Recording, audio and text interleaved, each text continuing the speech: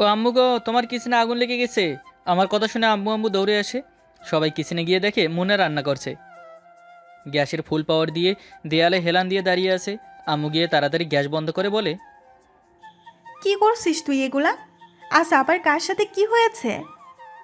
তোমার ছেলেকে জিজ্ঞেস করো ছোট মা, তোমার ছেলে কি করেছে আমার সাথে। এতক্ষণে বুঝতে পারলাম মহারানী রাগের কারণ। যখনই রেগে যায় তখনই কিচেনে এসে রান্নার নামে হাঁড়ি পোড়াবে। মামুন, কি হয়েছে? কি করেছিস তুই মুনার সাথে? অন্যায় করেছে তাই জেল খেটেছে, আমি তো ভুল কিছু করিনি। ছোট মা, তুমি এই শয়তানের কথা বিশ্বাস করো না। আমি বাইক চালিয়ে বান্ধবীর বাসায় যাচ্ছিলাম, কোনো কারণ ছাড়া আমাকে 6 ঘন্টা জেলের মধ্যে আটকে রেখেছে। পুলিশ হয়েছে বলে যা ইচ্ছা তাই করবে তোমার ছেলে? যদি কিছু করেও থাকে তাই বলে তুই ওকে জেলে আটকে রাখবি? আম্মু, সবটা শোনার পর তারপর আমাকে বকো। একে তো হেলমেট পরেনি, তারপর বাইকের লাইসেন্স নেই, ড্রাইভিং লাইসেন্সও নেই। তার উপর আমাকে বলে কিছু নিয়ে চুপ করে থাকতে। আমাকে মারারও হুমকি দিয়েছে। কি হয়েছে সবটা প্রথম থেকে বলছি শোনো। রাস্তার পাশে গাড়ি থামিয়ে চেকিংয়ের জন্য দাঁড়িয়ে আছি। ট্রাফিক পুলিশের কন্ট্রোল বাইরে চলে গেছে। সব কিছু ঠিকঠাক করে বসে চা খাচ্ছি। হঠাৎ কনস্টেবল এসে বলে একটা মেয়ে বাইক চালাচ্ছে, হেলমেট নেই, ড্রাইভিং লাইসেন্স নেই, আর বাইকেরও কোনো কাগজ নেই। তার উপর দাদাগিরি করছে। আমি এসে দেখি মুনা। ভাইয়া দেখো না, তোমার পুলিশরা আমার সাথে বাজে ব্যবহার করছে। বাইকের কাগজ দেখি, ড্রাইভিং লাইসেন্স দেখি। এটা তো আমার বাইক ভাইয়া, আমি এসব পাবো কোথায়? আমি এখানে কারো ভাই নই। থানায় নিয়ে গিয়ে আটকে রাখলে নেক্সট টাইম আর এই ভুল হবে না। ঠিক আছে ভাই, পরিচয় দিলাম না, কিছু নিয়ে এটা এখানেই শেষ করা যায় না?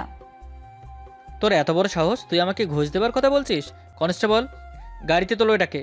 জেলের মধ্যে থাকলে মাথা থেকে ভূত চলে যাবে। এখন কিন্তু বেশি হয়ে যাচ্ছে, আমি কিন্তু এখন মেরে তোমার নাক ফাটিয়ে দিব। অন ডিউটি অফিসারকে মারার হুমকি দেয়া, কেস আরও মজবুত হলো। বলেই মামুন ভাই আমার হাত ধরে টেনে গাড়িতে তোলে। রাগে আমার মাথা আগুন হয়ে আছে। থানার সামনে এসে আমাকে হাত ধরে টেনে থানার ভেতরে গিয়ে জেলে আটকে রাখে। আমি দাঁড়িয়ে রাগী লুকে তাকিয়ে আছি মামুন ভাইয়ের দিকে। নিজের চেয়ারে বসে কফি খাচ্ছে। রেগে মেগে জেলের দরজায় লাথি দিয়ে বসে থাকি। 6 ঘন্টা পর মামুন ভাইয়ার ডিউটি শেষ হলে আমাকে বের করে নিয়ে সাথে করে থানা থেকে বের হয়ে গাড়িতে উঠতে বলে। আমি উঠবো না বললে বলে, এখন যদি গাড়িতে না উঠিস তাহলে কিন্তু সারা রাত জেলের মধ্যে থাকতে হবে। এসিপি মামুন, আপনি কাজটা ঠিক করেননি, এর শোধ আমি আপনার থেকে নিব, মনে রাখবেন। আমি এখন অন ডিউটিতে আছি, আর ভুল করেছিস তাই শাস্তি পেয়েছিস। এখন চুপচাপ গাড়িতে উঠে বস। কিছু না বলে চুপচাপ গাড়িতে উঠে বসি। মামুন ভাই ড্রাইভিং সিটে বসে গাড়িতে উঠে গাড়ি স্টার্ট দিয়ে ড্রাইভ করতে থাকে। আমার চোখ মুখে রাগে আগুন ঝরছে। মামুন ভাই এটা ওটা বলছে, কিন্তু আমি কোনো কথা বলছি না। বাসার সামনে এসে গাড়ি থামালে আমি গাড়ি থেকে নেমে সোজা কিচেনে চলে আসি। চাল আর পানি নিয়ে গ্যাসের চুলার উপরে বসিয়ে ফুল পাওয়ার দিয়ে দেওয়ালে হেলান দিয়ে দাঁড়িয়ে আছি। কিছু সময় পর পানি শুকিয়ে পোড়া লেগে যায়। কিছু সময়ের মধ্যে পুরো কিচেনে ধোঁয়া ভরে যায়, আর তখনই সবাই আসে। মামুন, তুই তাই বলে মেয়েটাকে জেলের মধ্যে আটকে রাখবি? তোমার ছেলে ডিউটিতে থাকলে কাউকে চেনে নাকি? যেটা নিজের ইচ্ছে হয় সেটাই করে। মামুন, তুই ভুলে গেছিস 3 মাস আগে যখন তোর জ্বর এসেছিল তখন মুনা সারা রাত না ঘুমিয়ে তোর যত্ন করেছে? ভুলিনি আব্বু। মুনা আজকে যেটা করেছে তার জন্য এটা ওর উচিত শিক্ষা হয়েছে, নয়তো ও নেক্সট টাইম এমনই করতো আবার। সেটা তুই ওকে বুঝিয়ে বললে হতো না? 6 ঘন্টা জেলের মধ্যে আটকে রাখাটা কি ঠিক হয়েছে? মুনাকে সরি বল। আমি আর সরি ইম্পসিবল।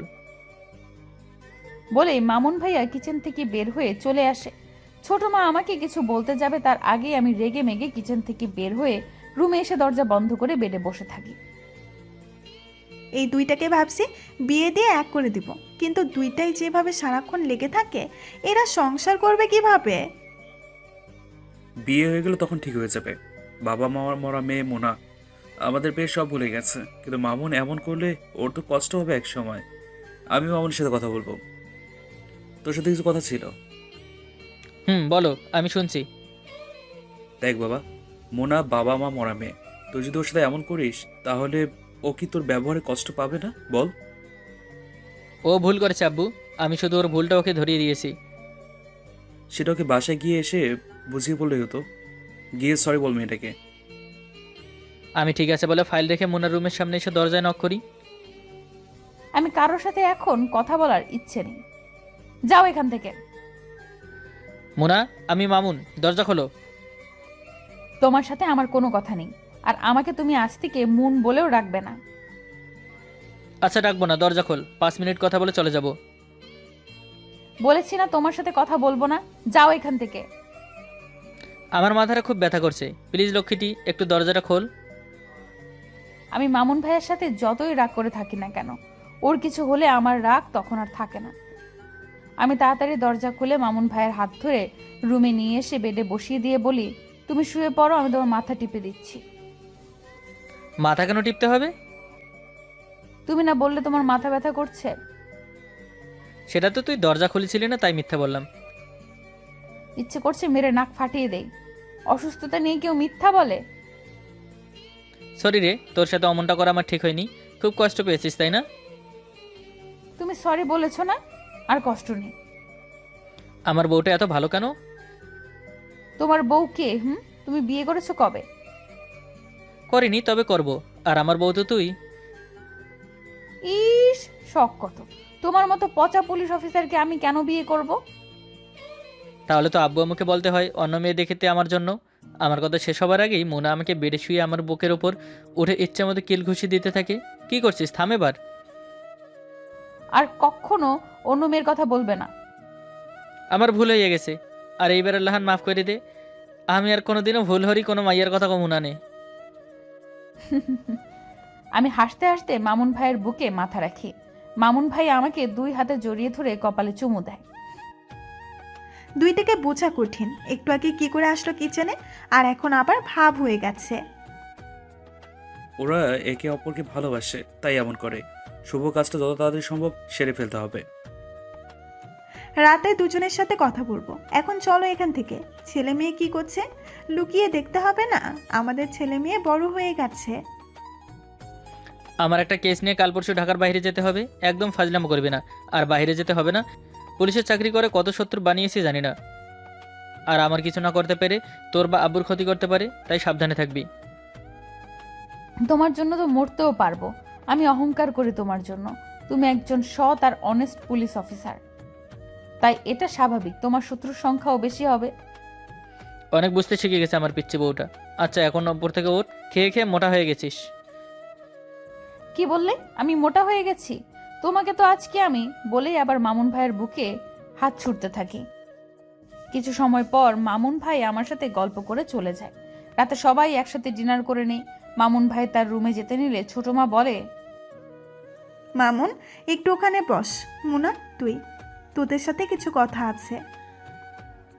দুজন হলরুমে এসে সোফায় বসে পড়ি। আব্বু আম্মু এসে মুখোমুখি হয়ে বসে। আম্মু বলো, কি এমন কথা বলবে? আমি আর তোর আব্বু একটা সিদ্ধান্ত নিয়েছি। কি সিদ্ধান্ত আম্মু? তোরা তো বড় হয়েছিস, তাই আমরা চাইছিলাম এবার তোদের বিয়েটা দিয়ে দিতে। তোরা কি বলিস? আমি আর কি বলবো, তোমরা যা ভালো মনে করো তাই করো।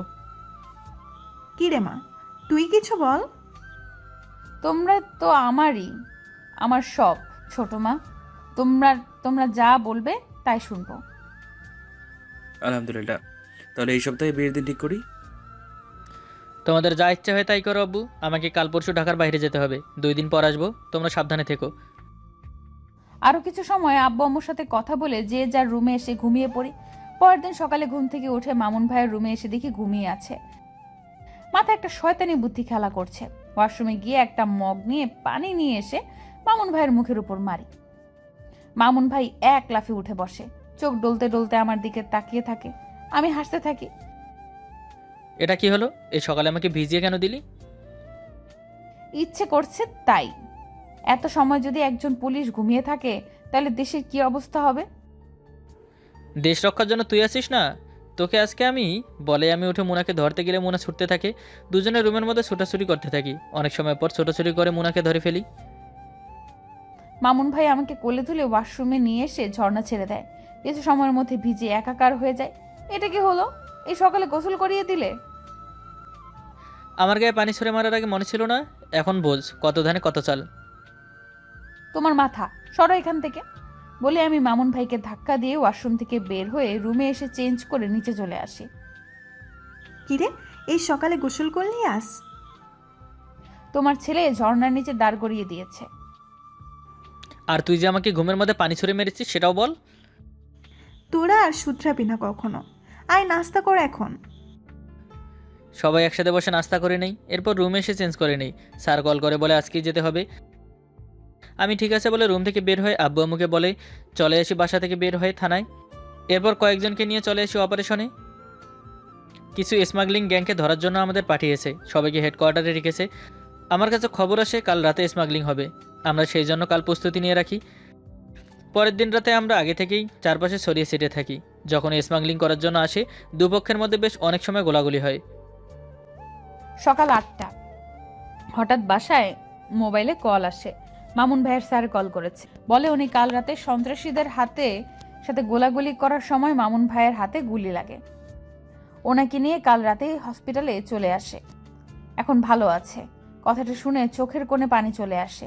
ছোট মার ছোট আব্বুকে নিয়ে তাড়াতাড়ি চলে আসে হসপিটালে এসে দেখি মামুন ভাই চোখ বন্ধ করে শুয়ে আছে। ডক্টর আমাকে বলে মামুন ভাইয়ের সামনে চিৎকার চেঁচামেচি না করতে, এতে তার ক্ষতি হতে পারে। আমি ছোট মাকে জড়িয়ে ধরে কান্না করতে থাকি। কান্না করিস না মা, মামুন সুস্থ আছে। ডক্টর বলে গেল চিন্তারও কিছু নেই। তোমার ছেলেকে বলবে আর এই পুলিশের চাকরি না করতে। যদি গুলিটা হাতে না লেগে বুকে লাগতো তাহলে কি হতো? আচ্ছা সুস্থ হয়ে বাসায় যাক, কথা বলবো। এখন তুই শান্ত হ মা। সেন্স আসতেই নিজেকে হসপিটালের বেডে আবিষ্কার করছি। পাশে মুনা বসিয়ে আছে, দেখেই বুঝতে পারছি পিচ্ছিটা কান্না করছে অনেক। চোখের পানি শুকিয়ে গালে দাগ হয়ে গেছে। আমার নড়াচড়া টের পেয়ে মুনা উঠে যায়।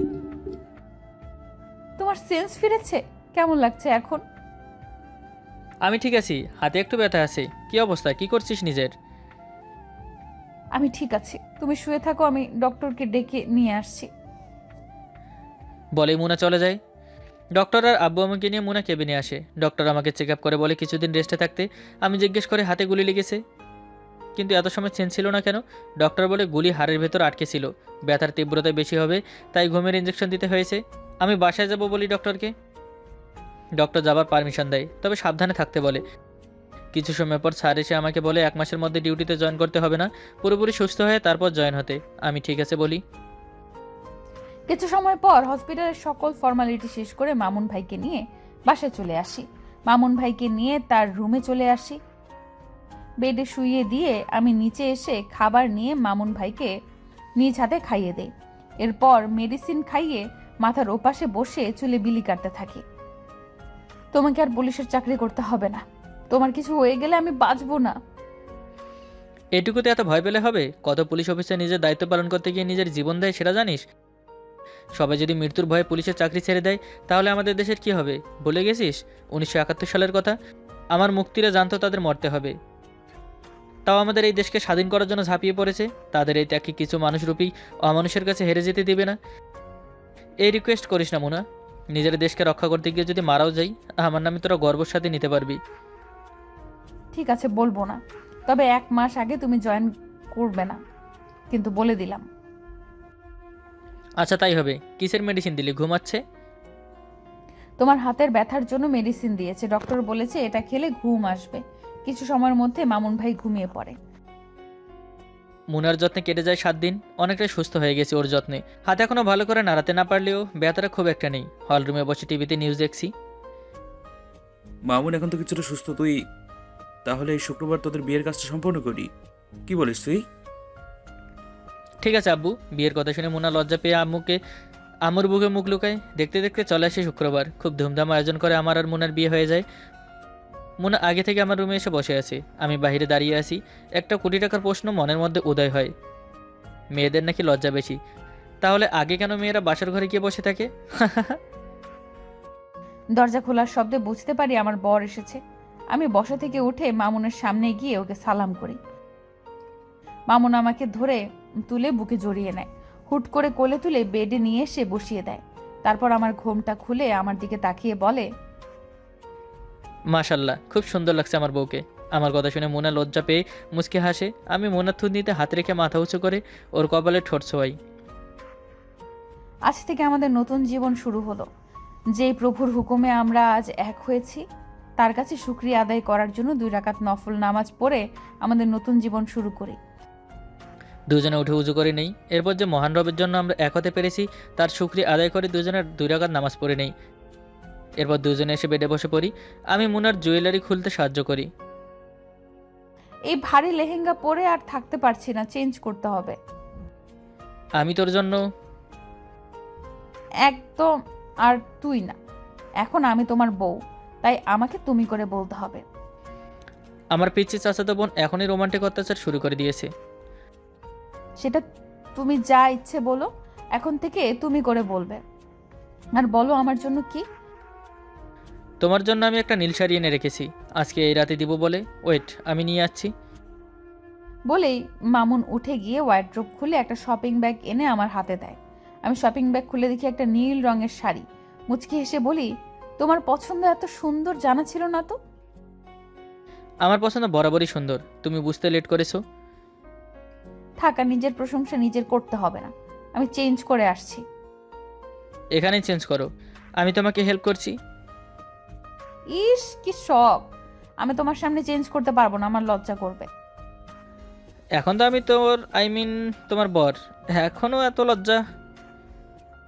জি স্যার, চুপচাপ বসো এখানে, আমি চেঞ্জ করে আসছি। বলে মুনা চলে যায় ওয়াশরুমে। আমি শুয়ে সেই দিকে তাকিয়ে আছি। কিছু সময় পর মুনা চেঞ্জ করে আসলে আমি ওর দিকে এক পলকে তাকিয়ে আছি।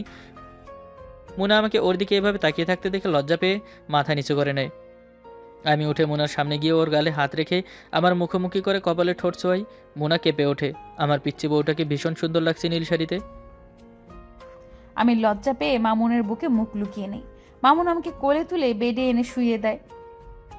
এরপর লাইট অফ করে এসে আমার পাশে শুয়ে আমার মুখোমুখি হয়ে আমার চোখের দিকে তাকিয়ে আছে। 4টা চোখ নিজেদের অপলক দৃষ্টিতে দেখতে ব্যস্ত। কিছু সময় পর মামুন আমার 2 চোখের পাতায় কিস করে। আমি আবেশে চোখ বন্ধ করে নেই। এরপর আমার হাত 2 দিকে রেখে আমার হাতের আঙুলে নিজের আঙুল রেখে মুঠো করে ধরে। আমি চোখ খুলতে পারছি না, ভীষণ লজ্জা করছে। মামুন ওর ঠোঁট দিয়ে আমার পুরো মুখে স্লাইড করছে। আমার পুরো শরীরে বিদ্যুৎ খেলে যায়। মনে হচ্ছে আমার শরীরের সমস্ত শক্তি হারিয়ে যাচ্ছে। আমার হুঁশ আমি হারিয়ে ফেলেছি মামুনের এমন ছোঁয়ায়। হুট করে আমি মামুনের ঠোঁটে আমার ঠোঁট মিশিয়ে দেই।